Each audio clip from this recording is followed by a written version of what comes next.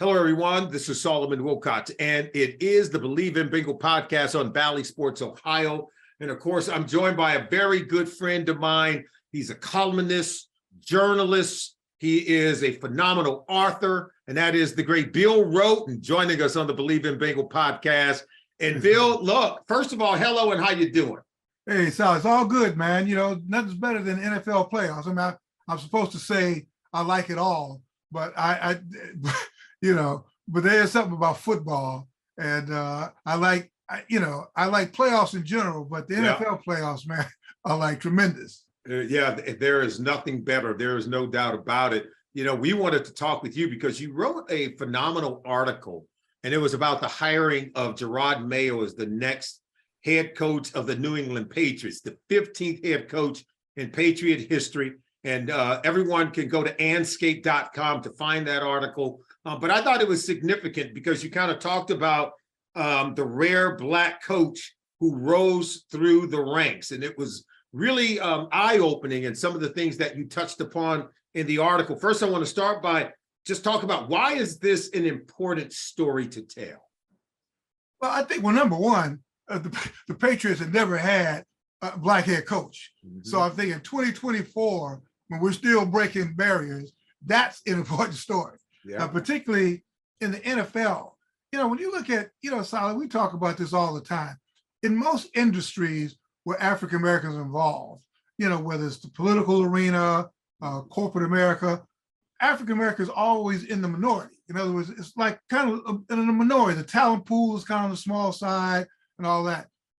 Where when you look at the NBA and the NFL, the talent pool is enormous. It's enormous, yeah. Enormous. And it's been enormous for about since probably like the mid 80s, where we were like in the so the talent pool to choose from has been there. Mm-hmm. And it's a study, and you have to work really hard to like not let that pool of talent percolate in the head coaching front office. You have to work real hard. Mm-hmm. It's one thing to argue, well, we don't really have the talent pool. I mean, we're trying to get CEO, but in the NFL and NBA, you got to, you got still there are like 12 NFL teams that still have never hired a Black head coach. I mean, never. So I thought that the fact that New England, the Patriots, followed Bill Belichick by hiring Pierce and the way they did it, the fact Mayo, it was Mayo. What did I say? They hired Mayo, Jerod Mayo. But the way they did it, they had already earmarked him. They had already agreed. It was in his contract. Wow. That he was going to follow him. And we don't get that treatment. We rarely. That's usually we're never brought into that meeting. The old boys meeting. As the heir apparent, particularly following someone like Bill Belichick, who looms large in that. Boston's a great sports market town. Right. It's a town of champions. And it's a town that can be very critical if you're not successful.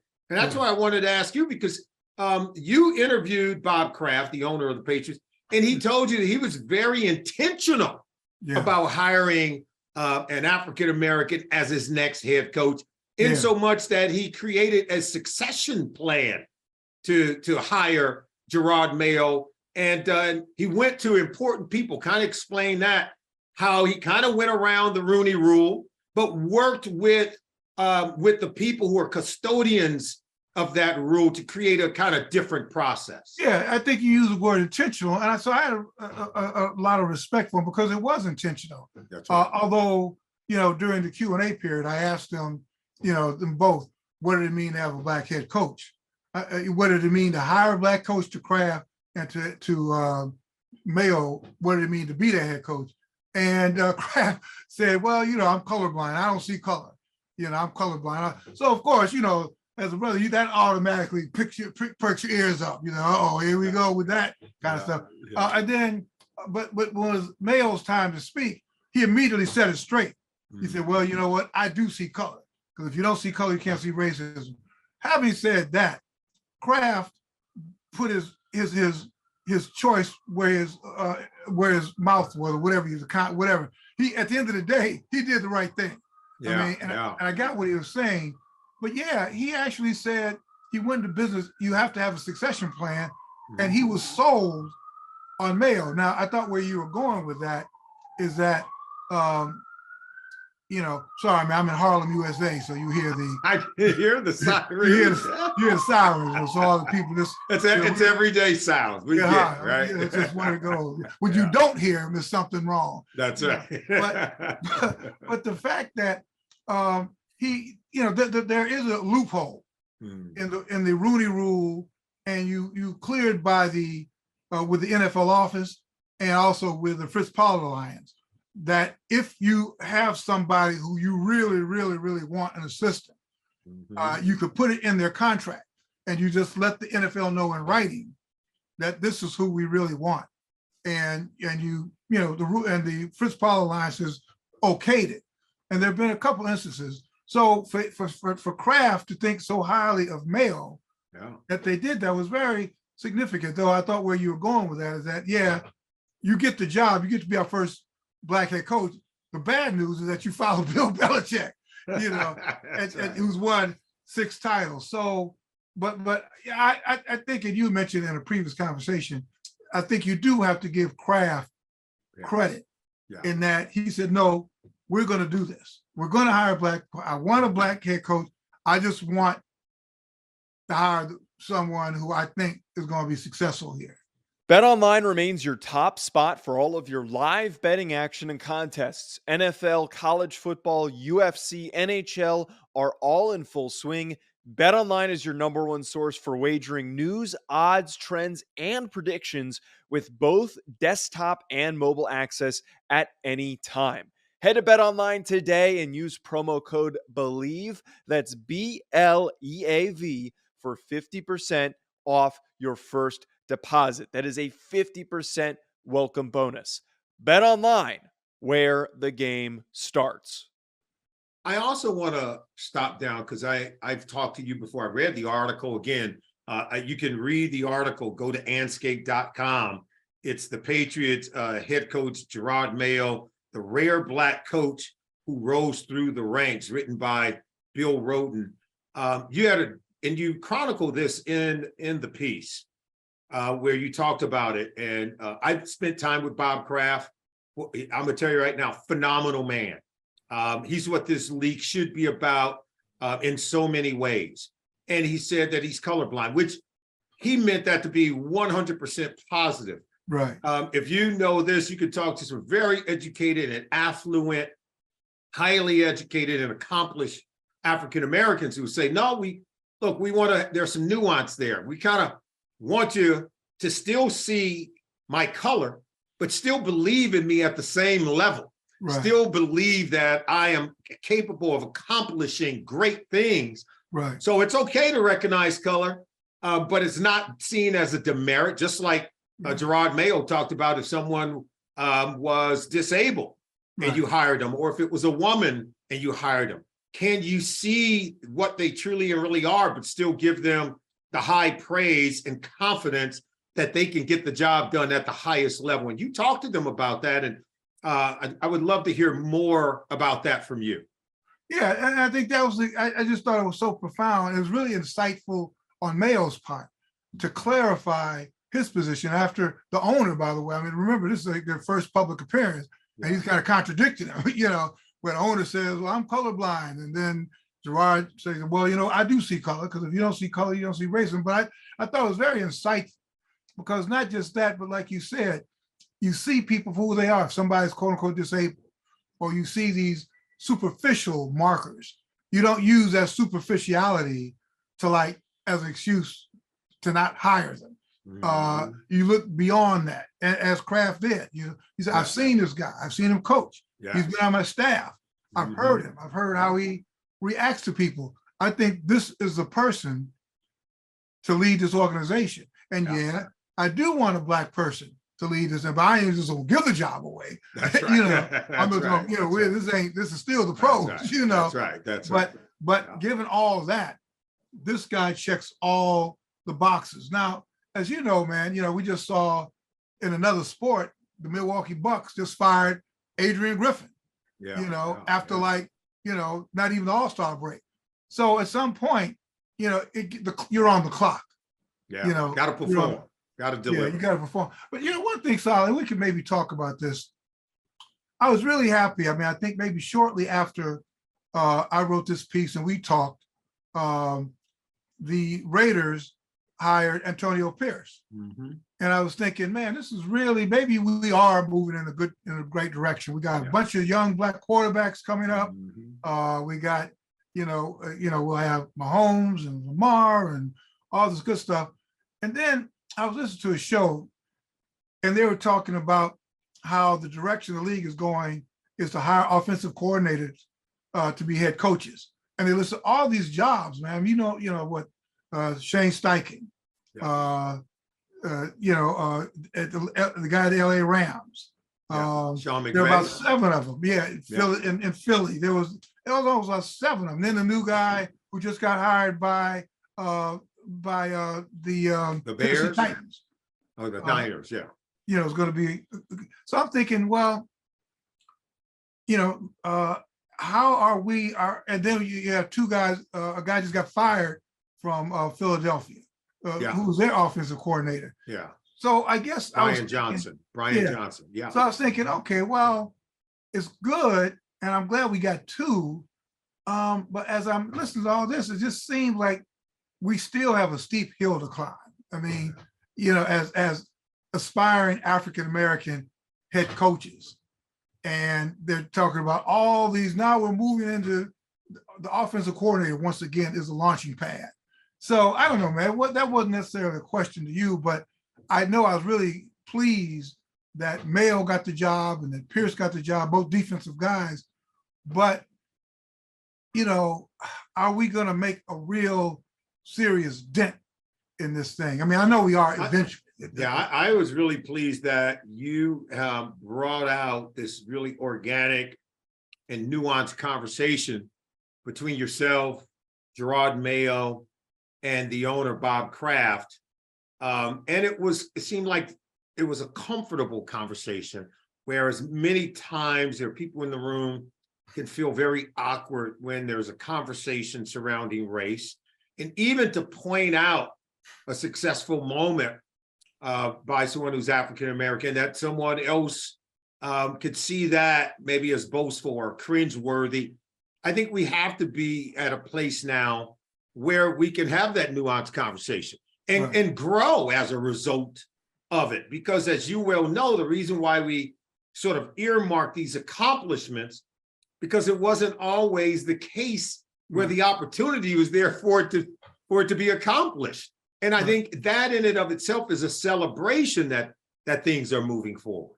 Yeah, you're right. And Kraft, but you've been around him, and he's an easy guy to talk to about that. I mean, he's 82 years old. I mean, he says, what am I going to do? I'm 82 and I'm rich. He's great. Come on, I man. Absolutely love him. What is there to be afraid? What is there to hold back on? And we're celebrating me just doing the right thing. So this is like a flush, a royal flush. A royal flush. Yeah. That's great. Hey, look, I want to also just kind of ask you the AFC Championship game. Let's move and talk about the National Football League, and you talked about the playoffs. The AFC Championship game is featuring Lamar Jackson and Pat Mahomes. In what way is this a significant game when we talk about the legacy of quarterbacks and the direction of where the game is headed? I mean, you look at quarterbacks like Jaden Daniels, the Heisman Trophy winner. Now he's being mentioned at the top of the draft, where when Lamar won his Heisman Trophy just a few years ago, he went at the bottom of the first round. And now the same kind of player, it's very similar in nature, is being taken at the top of the draft. Caleb Williams at the top of the draft.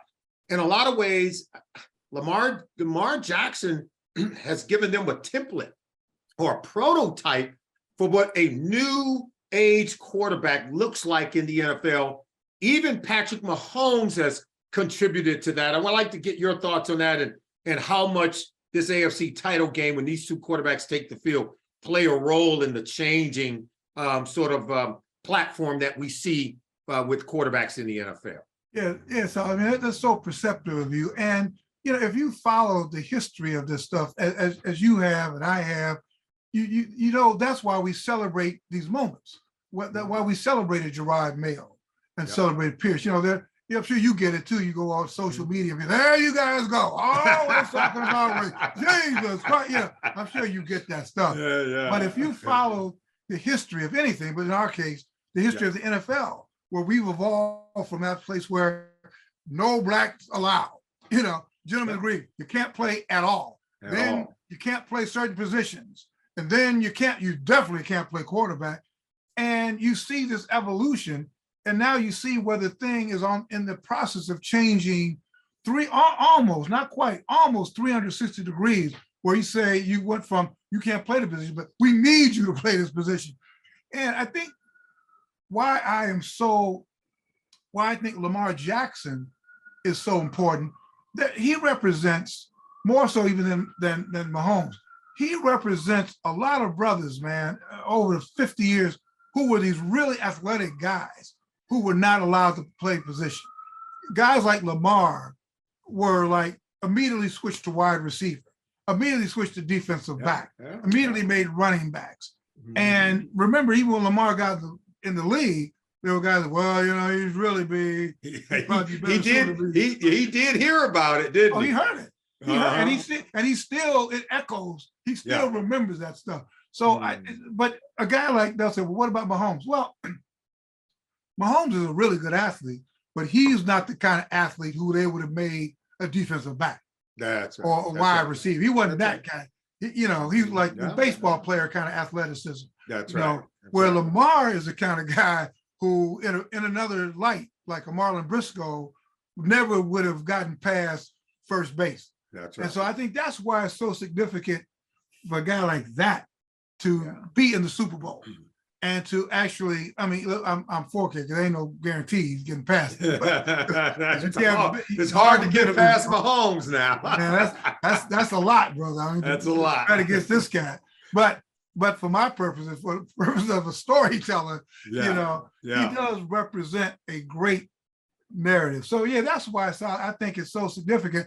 And to have, I mean, last year we had Jalen Hurts and Pat Mahomes. That's right. You know, this year, well, in AFC, we're going to have Mahomes and Jackson. And I just think it's a really, really significant game for all those reasons, because you see two brothers who play the position, and that's great. It's just like black folks. We come in all shapes, sizes, colors, intellects, talents, abilities, right? We're all over the place. And so this is great. You see Mahomes, brothers, you know, dad's black, mom's white. A guy like Lamar, raised, you know, single mom. His dad died when he was young.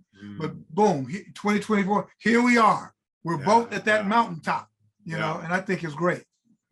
That leads me to this question, because the offensive rookie of the year to me is hands down CJ Stroud.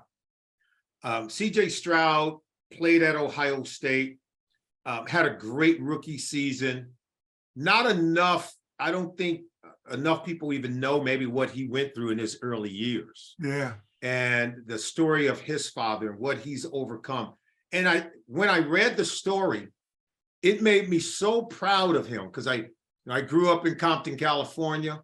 I know what it is to have those early struggles in life and still be focused on your goals and not be deterred one way or the other. You pursue a higher education, become a better person so that you can have a career, so that you can take care of yourself and your family, right? And here's a young man whose father was committed to a life sentence as he's going into high school. He's living above a storage unit in an apartment through his high school years in Rancho Cucamonga in California, nearby where I went to high school, by the way. And he walks the straight and narrow. He does what he needs to do to have opportunities, right, to change his life, and he cashes in on it. And just as he's about to cash in on it, be a high draft pick, you know what? He's hearing talks that he doesn't have the aptitude to play the position. And I watched as he was drafted. When he hugged the commissioner, when he walked across that stage, he had tears in his eyes, because he realized that by that much it could have been taken away. Not by his merit. By his merit, he earned the right to have the opportunity to play in this league. But yet there were still things being brought up to try to snatch that opportunity away.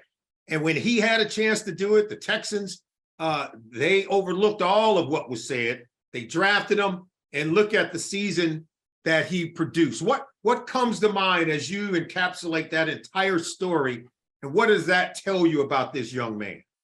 It tells not him, but almost the history of Black people, man, in this country. I mean, whenever I see whether it's Barack Obama or anybody, and I just think of our history in this country and everything that you had to overcome to be great, because it's not laid out for us. It's almost like every Black person I see who's like a CEO said, you weren't supposed to be doing this. This was not laid out for you to do this. They're a unicorn, right? That's kind of the term. Yeah, he was called a unicorn. How'd you survive? How'd you let that happen? And so when you see the narrow to sports, when you see a guy like CJ Stroud, there are a lot of stories like that. Yes, I mean, Lamar was not exactly like that, single mother, but when you see what this brother has accomplished, he like you said, he easily could have been derailed. He easily could have gotten caught up in the system. Mm-hmm. But the fact that he didn't, he's spiritually grounded, is to me is beyond a great story. I think it's a story of resilience. It's a story of not being deterred. It's an American story. And I also think, without getting too political, but getting a little political, when I think of what happened to a Black woman who was a president of Harvard, and somebody was clearly targeted, and I just think that we need, as people and as Black people, we need to celebrate each other at a time when, man, people are kind of coming for you.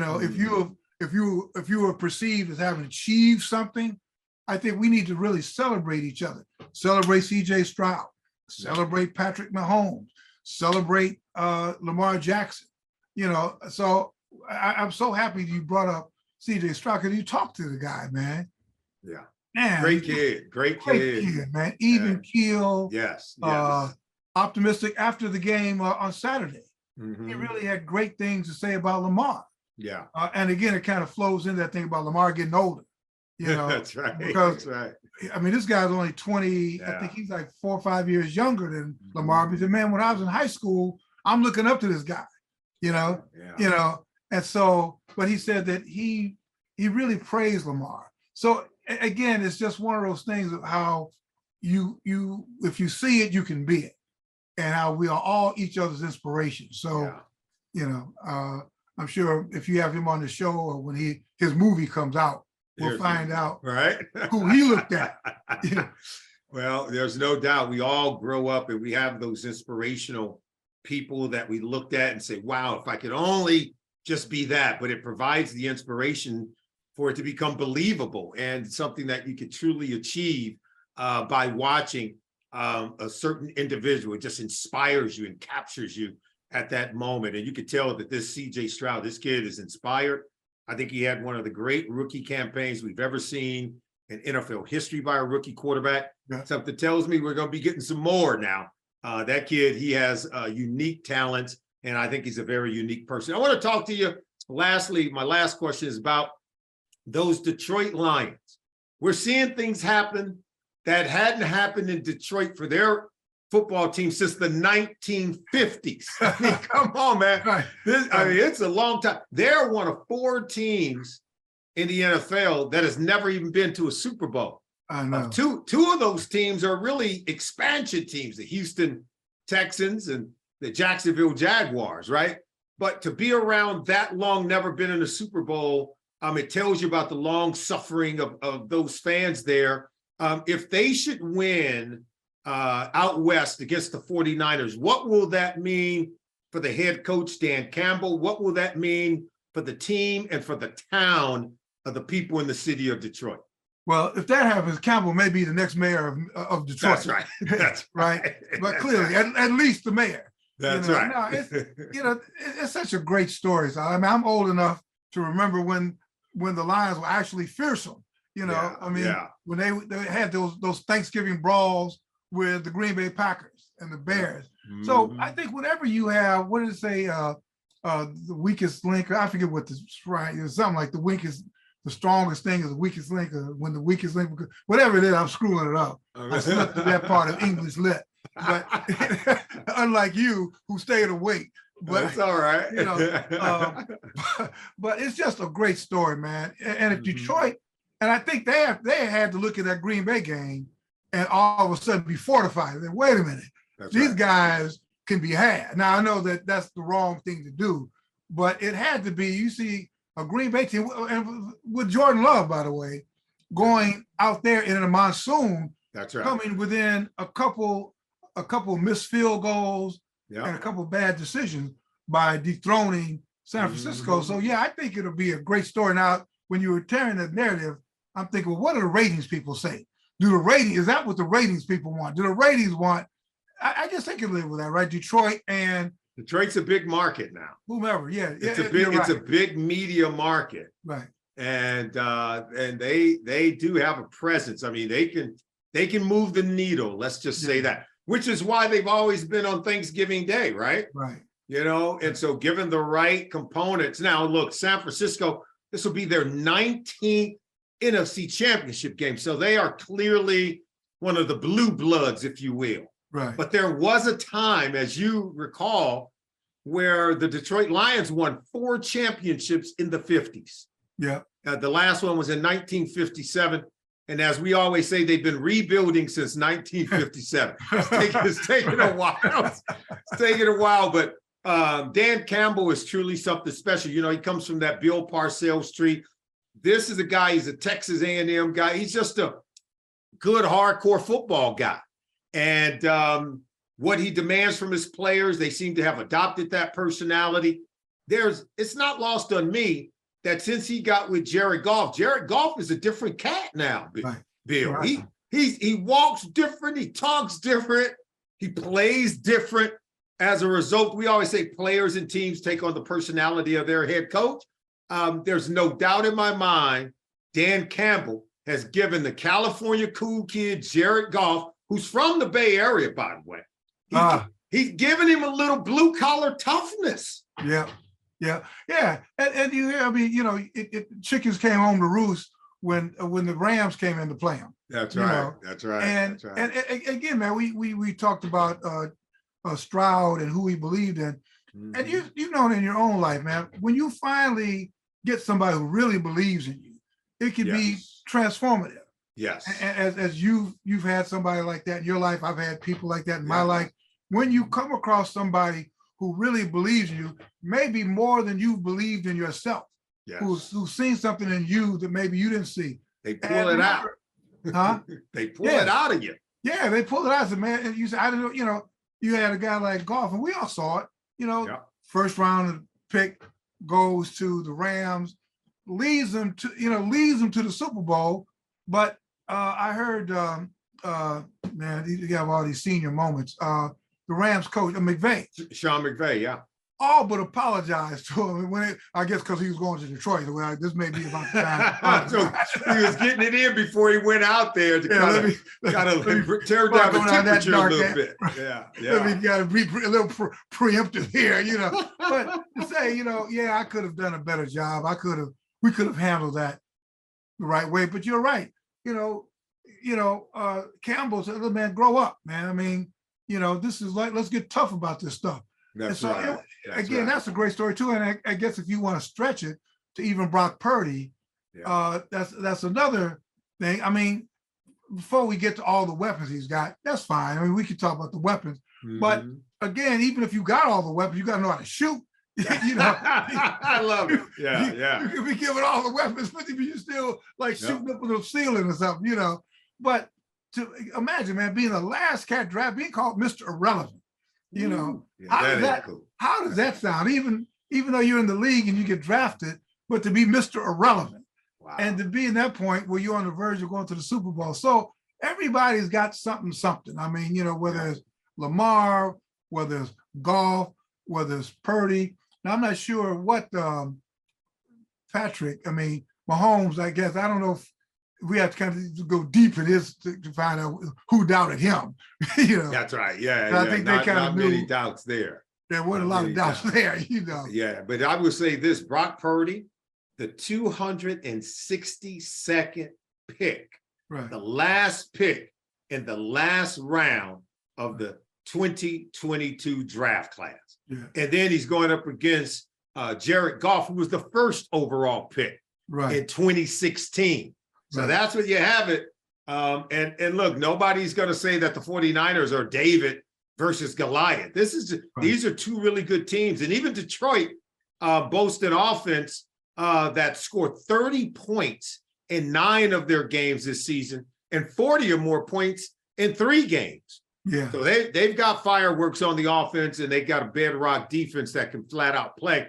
Hey, Bill, great visit with you. I really appreciate you taking the time. Ladies and gentlemen, he's a great journalist. He's a great columnist. He's a great author. The great Bill Rhoden joining us right here on the Believe in Bingo podcast on Bally Sports Ohio. We look forward to you joining us again next time. We'll see you, everyone.